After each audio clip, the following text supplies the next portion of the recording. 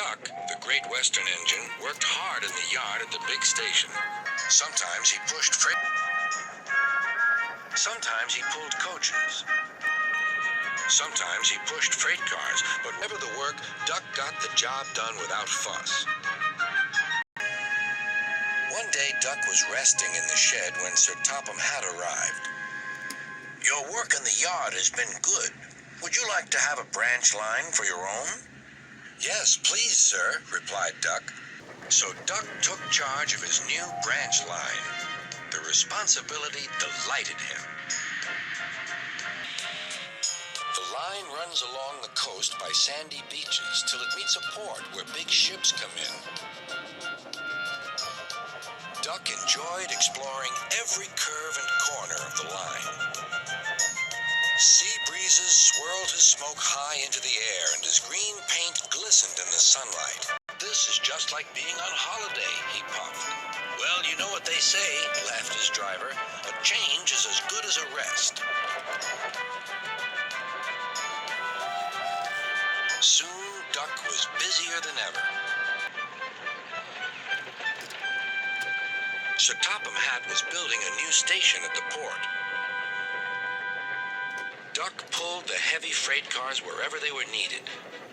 Bertie looked after Duck's passengers, and the other engines helped too, but the work took a long time. Noise and dust filled the air. "Don't worry," whistled Toby. "The station's nearly finished." "And on time, too," said Duck thankfully. Duck felt his responsibility deeply and talked endlessly about it. "You don't understand, Donald, how much Sir Topham Hatt relies on me." "Ach, aye," muttered Donald sleepily. "I'm Great Western, and I—" "Quack, quack, quack." "What?" "Ye heard? Quack, quack ye go. Sounds like ye'd an egg laid.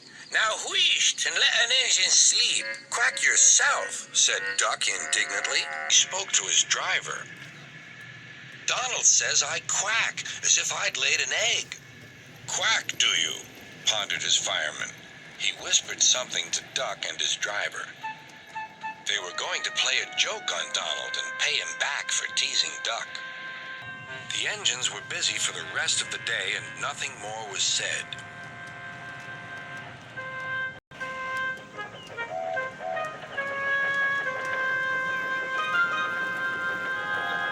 Not even a quack. But when at last Donald was asleep, Duck's driver and fireman popped something into his water tank. Next morning, when Donald stopped for water, he found that he had an unexpected passenger aboard. A small white duckling popped out of his water tank. "Now, who's behind this?" laughed Donald. Duckling was tame. She shared the fireman's sandwiches and rode in the tender. The other engines enjoyed teasing Donald about her. Presently, she grew tired of traveling station, and there she stayed.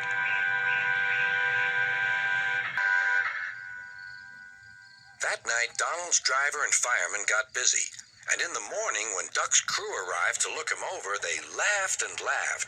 "Look, Duck, look what's under your bunker. It's a nest box with an egg in it." Donald opened a sleepy eye. Well, ye must have laid it in the night, Duck, all unbeknownst." Then Duck laughed too. "You win, Donald. It'd take a clever engine to get the better of you." There's a pond near the Duck. She often swims and welcomes the trains as they pass by.